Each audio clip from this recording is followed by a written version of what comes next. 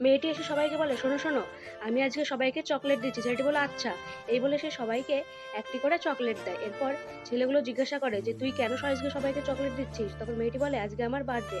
তখন ছেলেগুলো মেয়েটিকে উইশ করে এবং মেয়েটি থ্যাংক ইউ বলে চলে যায়। এরপর রাস্তায় ওর যার সঙ্গে দেখা হয় সে সবাইকে একটা করে চকলেট দিতে থাকে। এরপরে এই লোকটা এবং এই মেয়েটাকেও চকলেট দেয়।